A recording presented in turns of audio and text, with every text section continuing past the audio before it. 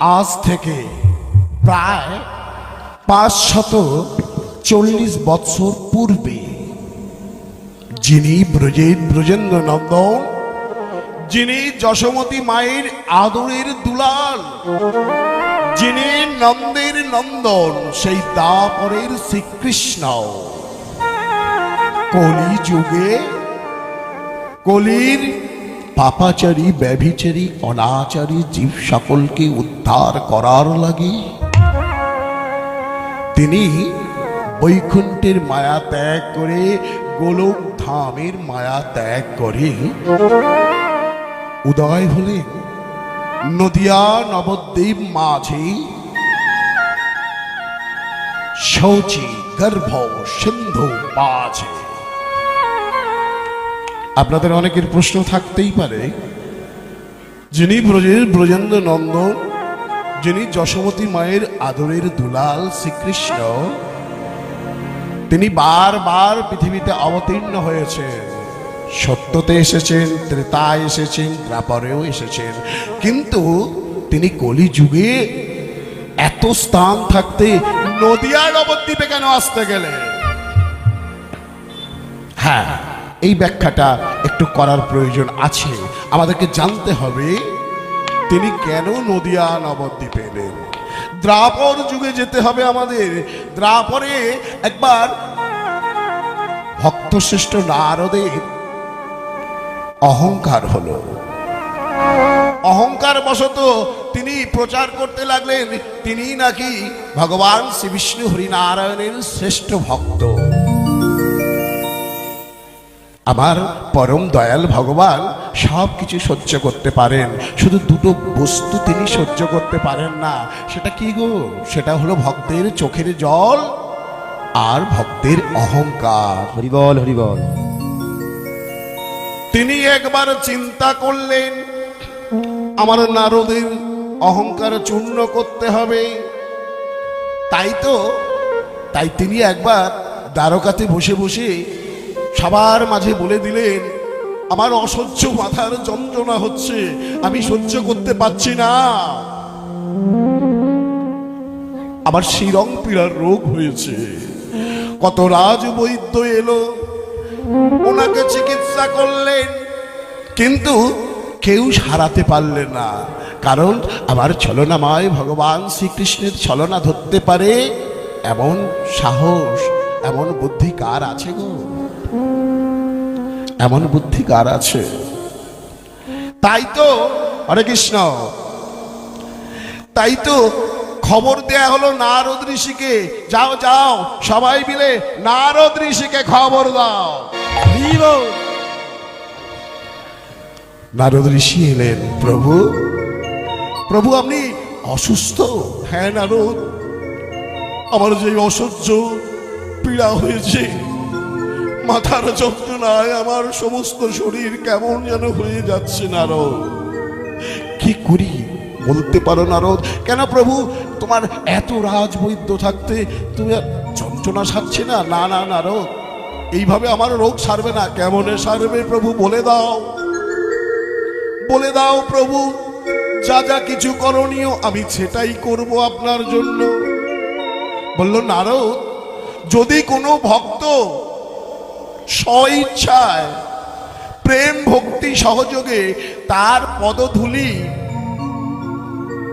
আমার মস্তকে দিতে পারে সে, বা তুমি যদি তার পদধূলি এনে আমার মস্তকে দিতে পারো, তাহলে আমার শিরং পীড়া রোগ সেরে যাবে। চমকে উঠল না, প্রভু এটা কি কি কথা বলছো? কোন ভক্তকে কোনোদিন ভগবানের মাথায় পদধূলি দেবে? না না, দেবে না প্রভু। হ্যাঁ নারদ, যদি এটা করতে পারো তবেই আমার শিরং পীড়া রোগ সারবে। বেশ, নারদ বলল, প্রভু পৃথিবীতে তো তোমার অসংখ্য অসংখ্য ভক্ত রয়েছে, আমি এখনই যাব আর গিয়ে কোনো না কোনো ভক্তের থেকে আমি পদধূলি নিয়ে চলে আসব। বেশ, যাও যাও নারদ, তাড়াতাড়ি যাও। নারদ চলে গেল। প্রথমে গেল কোথায়? ব্রহ্মলোকে। ব্রহ্মলোকে গিয়ে ব্রহ্মদেবকে বলে, ওহে ব্রহ্মদেব, তুমি দাও দাও পদধূলি। কেন? তারপরের শ্রীকৃষ্ণের শিরং পীড়া হয়েছে, এই পদধূলি তুমি যদি দাও ভগবানের মাথায় দেব, আর ভগবানের শিরং পীড়া রোগ সেরে যাবে। ব্রহ্মা বলে বলল, নারদ, সারা বিশ্ব ব্রহ্মাণ্ড ঘুরে ঘুরে তোমার মাথার ঠিক নেই। আমি সদা সর্বদা যার নাম গান করছি, আমি তাকে কোনোদিন আমার পদধূলি দিতে পারি কি? আমি দিতে পারবো না। বেশ, তোমায় দিতে হবে না, আমি যাব শিবলোকে দেবাদিদেব মহাদেবের কাছে। ওম নমঃ শিবায়, ওম নমঃ শিবায়, ওম নমঃ শিবায়, ওম নমঃ শিবায়, ওম নমঃ শিবায়, ওম নমঃ শিবায়, ওম নমঃ শিবায়, ওম নমঃ শিবায়। চলে এলো কৈলাসে, দেবাদিদেব মহাদেবকে বলে, ওহে ভোলানাথ, দাও দাও তোমার পদধূলি, যে পদধূলি নিয়ে আমি স্বয়ং শ্রীকৃষ্ণের মাথায় দিয়ে দেব, ওনার শিরং পীড়ার রোগ সেরে যাবে।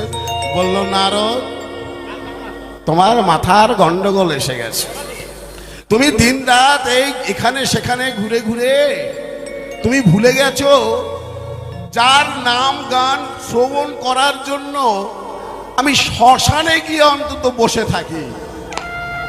দিবারাত্রি যার নাম গান করি, তাকে কি আমি আমার চরণ ধুলি দিতে পারি?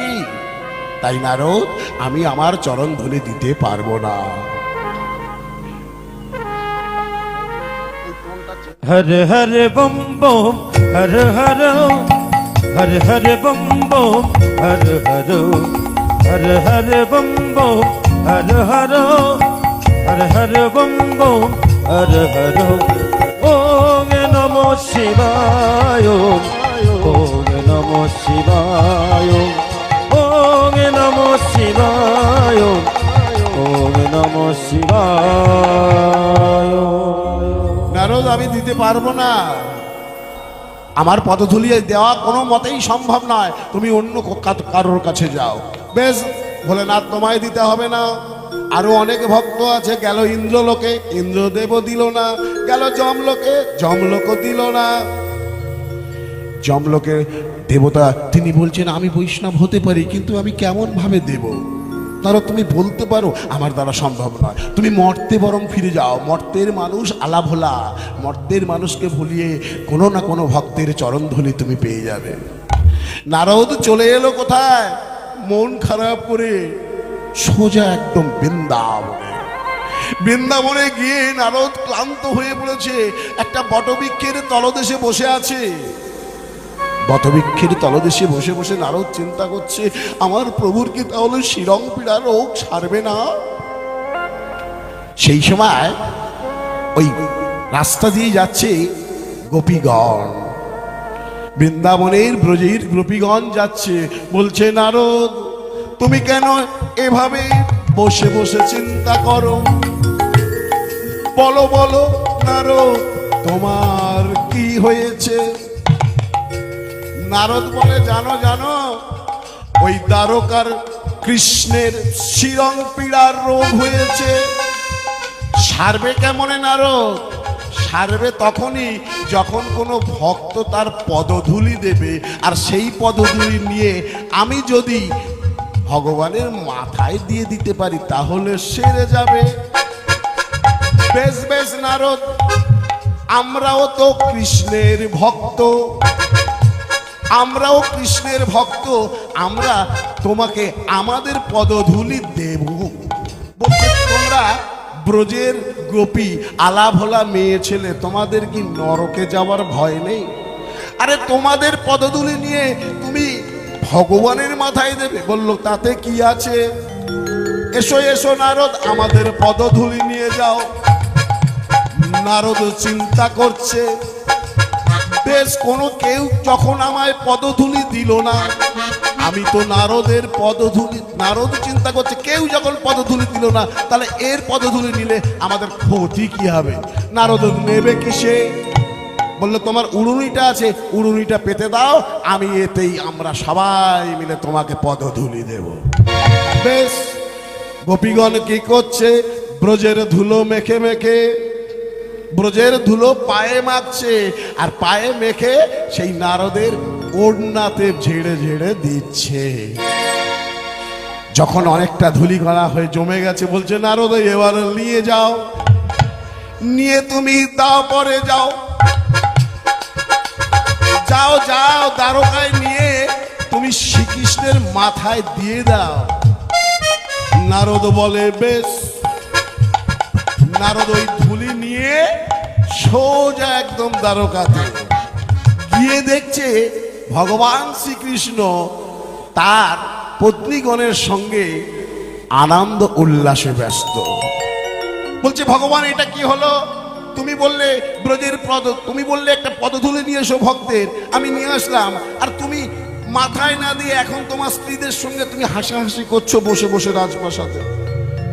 বলছে হে নারদ, শোনো শোনো, তোমার যে অহংকার হয়েছিল, তুমি যে অনেক বড় আমার ভক্ত, কিন্তু তুমি তো পদধূলি দিলে না। কারা দিল?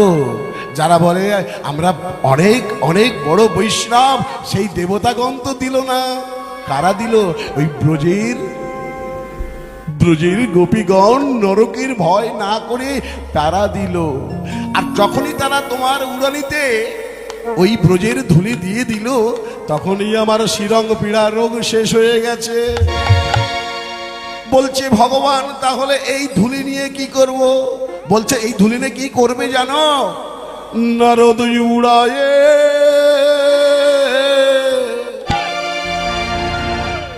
নারদ উড়ায়ে দাও দাও হে ওহে নারদ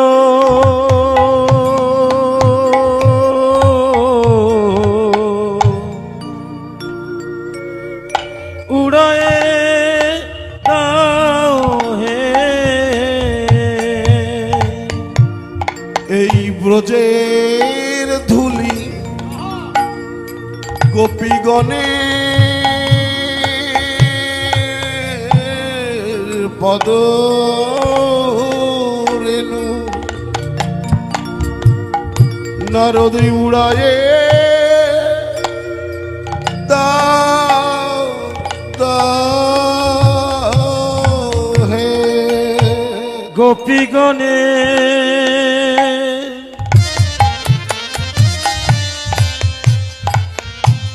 পদরেনো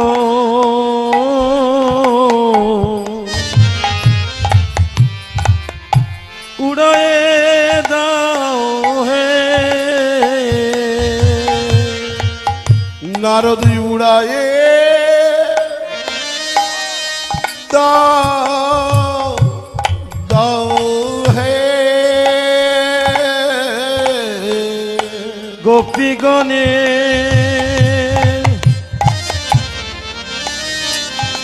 পদরেনো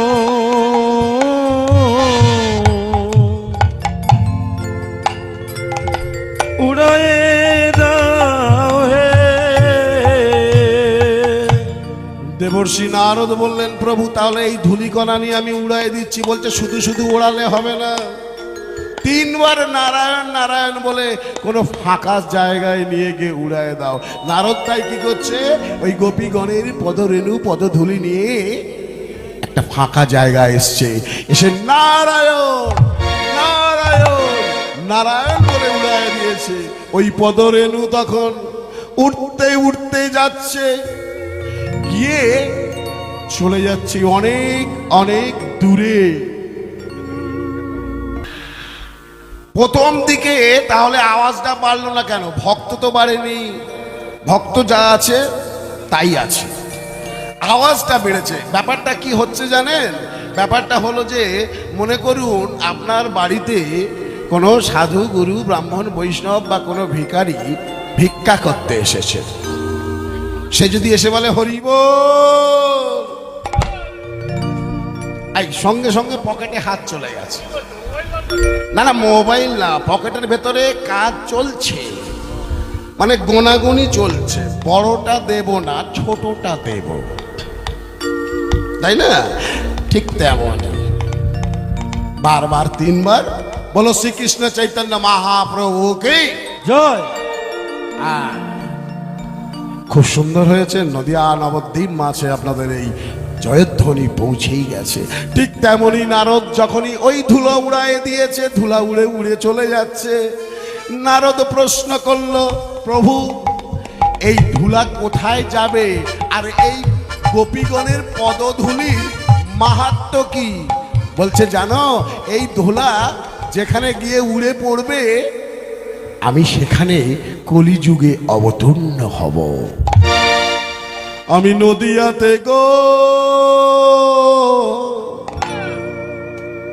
গৌরাঙ্গ ও হব। হরি হে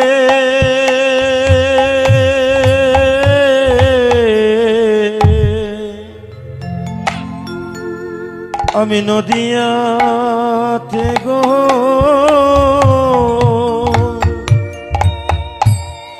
রঙ্গ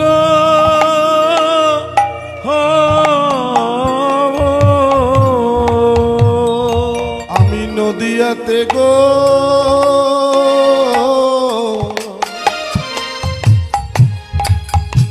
গৌরাঙ্গ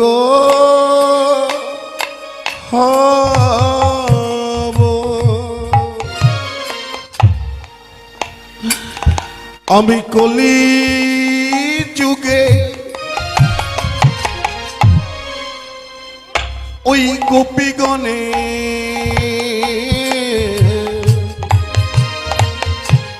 গোপীগণের পদরেণু যেথায়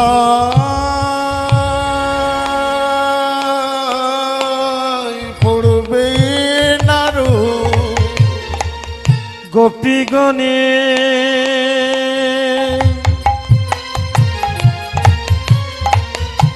পদরেণু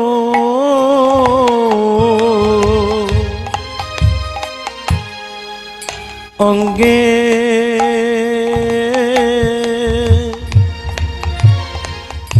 অঙ্গে মাখিব। বেশ বেশ বাবু, বুঝতে পারলাম যেথায় এই গোপীগণের পদরেণু পড়বে তুমি জন্ম নেবে সেথায় কলিযুগে, কিন্তু সেখানে গিয়ে কি করবে? আমি রাধা রাধা বলে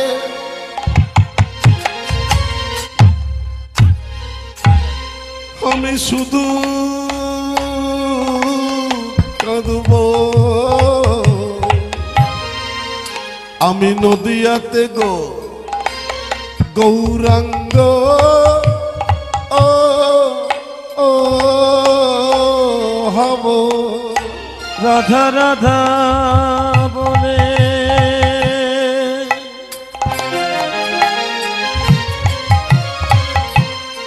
কেঁদে বেড়াবো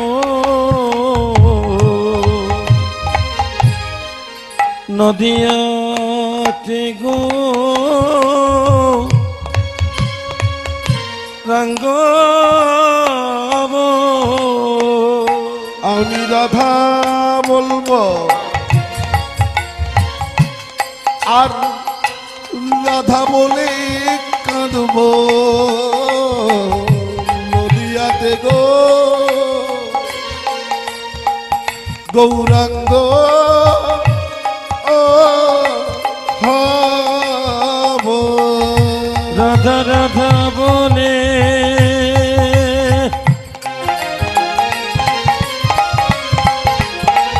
কেঁদে বেড়াবো নদীর গৌরাঙ্গ হব। আমি নিজে কাঁদবো, সবাইকে কাঁদাবো। নদীর গৌরাঙ্গ আমি রাধা রাধা রাধা বলবো। নদীর গৌরাঙ্গ আমি কদরেণু অঙ্গে মাখবো। নদীর গৌরাঙ্গ আমি নিজে কাঁদবো, সবাইকে কাঁদাবো। নদিয়ার গৌরাঙ্গ আমি হরি হরি হরি বলবো, হরি হরি হরি বল। নিজে কাঁদিব আর সবাইকে কাঁদাবো, নদিয়ার গৌরাঙ্গ নিজে কাঁদিব আর সবাই কাঁদাবো, নদিয়ার গৌরাঙ্গ আমি নদিয়াতে গো রঙ্গ। যেই না কৃষ্ণচন্দ্র বলেছে আমি কলিযুগে গৌরাঙ্গ হব, সঙ্গে সঙ্গে ওই স্থানে উপস্থিত হয়ে গেছে একজন। কে গো? দেবাদিদেব মহাদেব। বলছে এই যে কৃষ্ণচন্দ্র, তুমি তো রাস করেছিলে ব্রজেতে, আমাকে ওই রাজমঞ্চে ঢুকতে দিলে না। আমি তো বলেছি কলিযুগে ঘরে ঘরে রাজ দর্শন করা।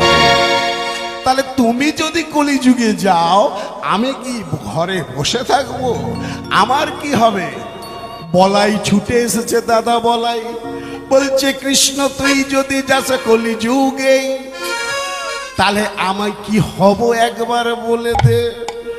বলছে দাদা চিন্তা নেই, আমি সবার জন্য একটা করে নতুন আধার কার্ড করে রেখেছি। কি করে রেখেছি? দাদা তুমি দাপরের বলাই, দাদা তুমি হবে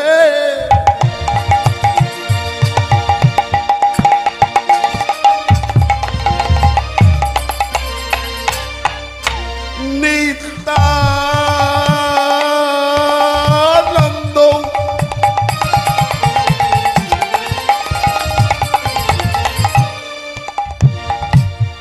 ভোলানাথ হবে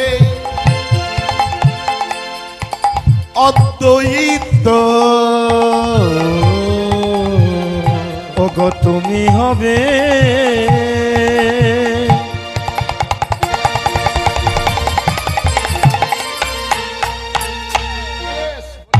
নিত্যানন্দ।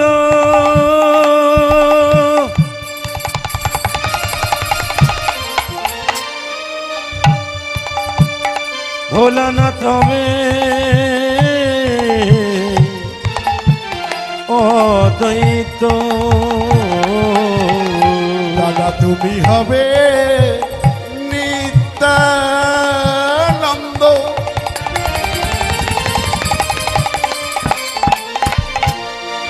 হরি নাম দেবে পরমানন্দ।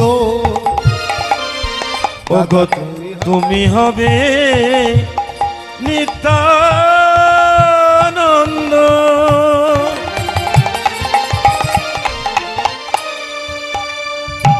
আমি হব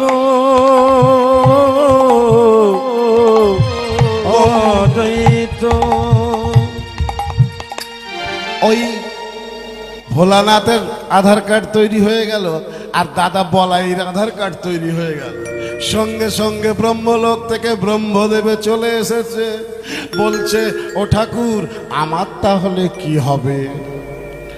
বলছে তুমি গরু চুরি করেছিলে। বলছে প্রভু আর বলো না, লজ্জা দিও না, তুমি বলো না আমার কি হবে। বলো তুমি লাইনে দাঁড়াও। দুজন সখী চলে এসেছে। কে গো? ললিতা আর বিশাখা।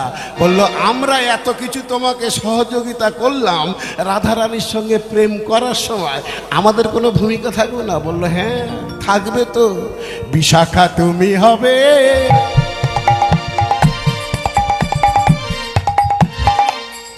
রামানন্দ।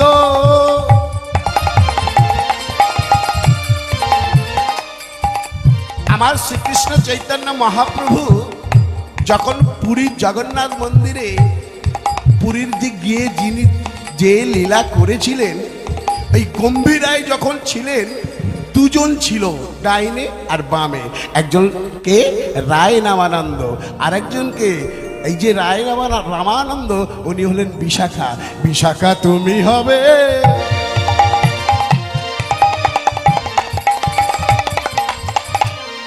রামানন্দ।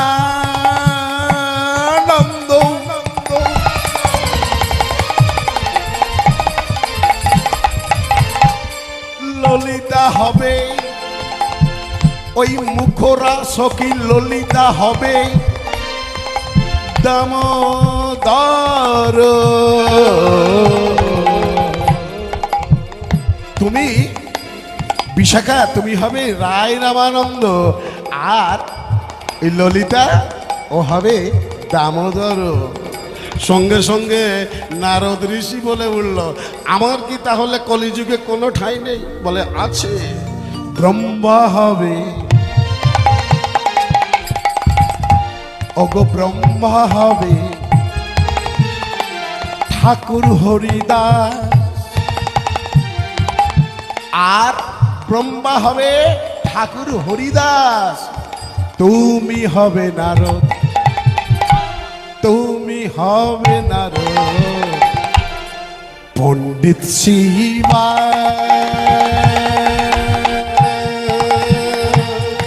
ওগো তুমি হবে রায় পণ্ডিত শিবা। দাদা তুমি হবে নিত্যানন্দ,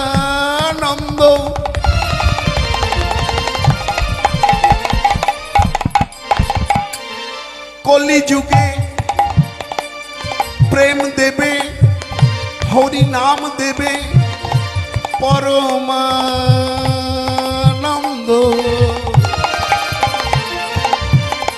ভোলানাথ হবে, ওই ভোলানাথ হবে অদ্বৈত। বাস, এক এক করে সবার আধার কার্ড তৈরি হয়ে গেল। এলো কলিযুগ, আগে পিছনে সবাই পরপর চলে এলো। সেই আজ থেকে 540 বছর পূর্বেই নদিয়া নবদ্বীপ মাঝে যিনি ব্রজের ব্রজেন্দ্র নন্দন, যিনি যশোমতী মায়ের আদরের দুলাল নন্দের নন্দন শ্রীকৃষ্ণ, তিনি আমাদের মতো পাপাচারী, ব্যভিচারী, অনাচারী জীব সকলকে উদ্ধার করার লাগি উদয় হলেন জগন্নাথ মিশ্রের গৃহে নদিয়া নবদ্বীপ মাঝে, শৌচি গর্ভ সিন্ধু মাঝে। আমার মহাপ্রভু আজ নদিয়া নবদ্বীপ মাঝে, নদিয়া নবদ্বীপের রাস্তায় বেরিয়ে পড়েছে। সঙ্গে রয়েছে কে? অদ্বৈত আচার্য, সঙ্গে রয়েছে নিত্যানন্দ, সঙ্গে রয়েছে কে? দাদা নিত্যানন্দ শিবাস ঠাকুর আর রাধারানী স্বরূপা গদাধর। তিনি কি করছে? হরিনাম দিচ্ছেন। কি বলছেন?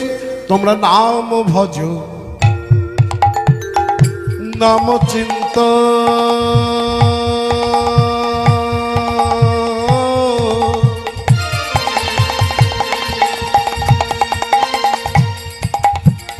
হরি নাম করো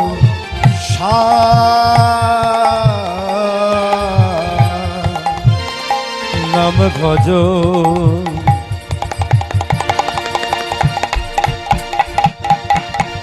নাম চিন্ত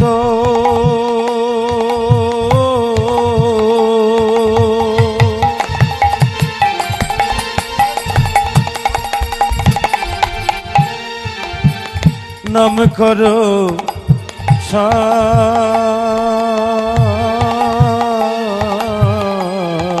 হরি নাম বিনা, হরি নাম বিনা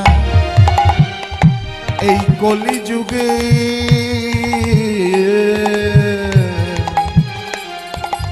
গতি নাহি নাম বিনা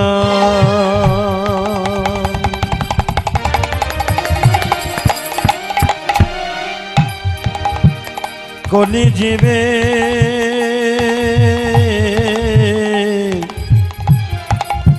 গতি নাহি আমার মহাপ্রভু শিবাসঙ্গনে দাঁড়িয়ে বললেন কি?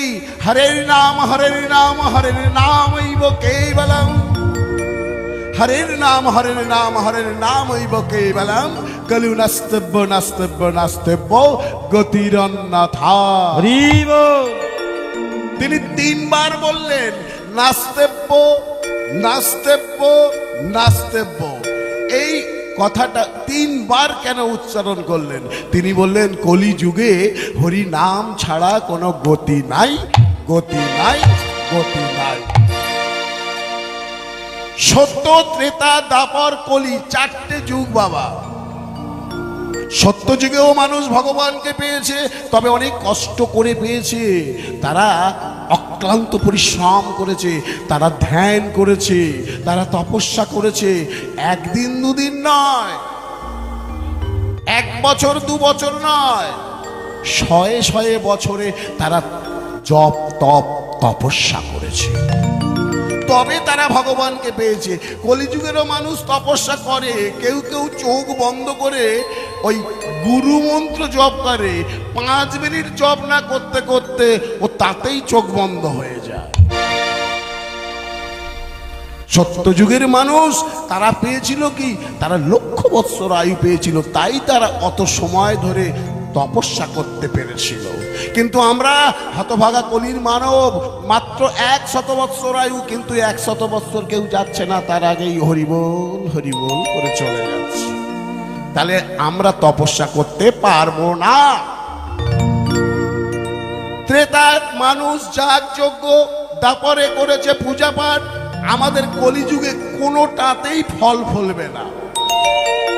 না আমরা তপস্যা করতে পারবো, না আমাদের যাগযজ্ঞে, না আমাদের পূজা পাঠে কোনো ফল হবে।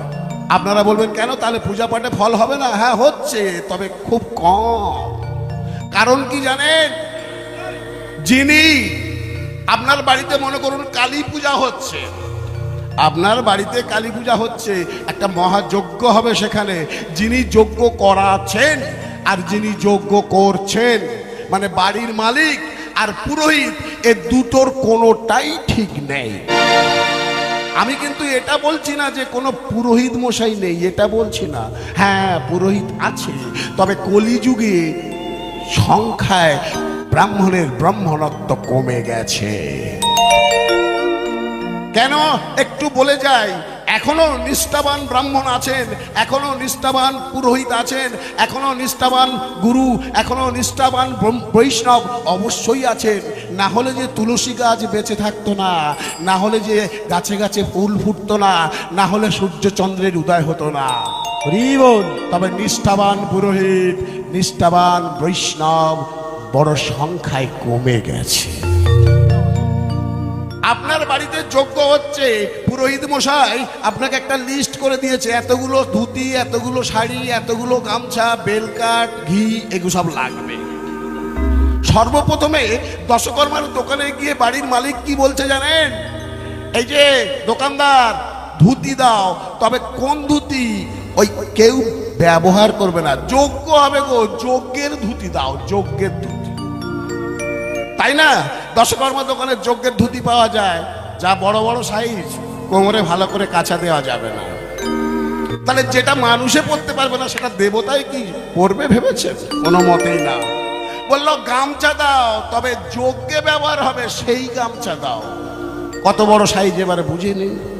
বেশ, বেলকার লাগবে, কুলকার লাগবে, আর লাগবে কি? প্রধানত ঘি। তো ঘি, এই যে ঘি আছে আছে গো। আর কত করে? 4000 টাকা কেজি। আরে বাবা, আমার বাড়িতে যজ্ঞ হবে, 4000 টাকা? 100 টাকা কেজি ঘি আছে। ওই 150 টাকা কেজি। না না, 100 টাকা কিলো হবে কি? আমি 20 কিলো নেব। হবে হবে হবে। ব্যাস, ওই 100 টাকা কিলো ঘি নিয়ে আসছে, যজ্ঞ হবে। ওই যজ্ঞ কুণ্ডে এত ধোঁয়া উড়বে, মানুষের চোখ দিয়ে জল পড়ে যাবে। তাহলে কি দেবতা ওখানে থাকবে? বর্তমানে কলিযুগের বেশিরভাগ ব্রাহ্মণ, আমি বলছি না যে সব ব্রাহ্মণের কথা বলছি না, কিন্তু বেশিরভাগ ব্রাহ্মণ কি করে? বিভিন্ন প্রকার অখাদ্য কুখাদ্য গ্রহণ করে, নেশাভানও করে। কিছু কিছু ব্রাহ্মণ আছে। তাহলে ওই সব ব্রাহ্মণের মুখ থেকে যখন বেদ বাক্য মন্ত্র উচ্চারিত হবে, ওই মন্ত্রের কোনো ফল ফলবে কি? ফলবে না। তবে হ্যাঁ, নিষ্ঠাবান পুরোহিত এখনো আছেন, তাদেরকে দিয়ে যদি আপনি যজ্ঞ করান, তাদেরকে দিয়ে যদি মন্ত্র উচ্চারণ করান, অবশ্যই সেটা সঠিক কর্ম হবে। যিনি বাড়িতে যজ্ঞ করছেন তিনি কি করেন?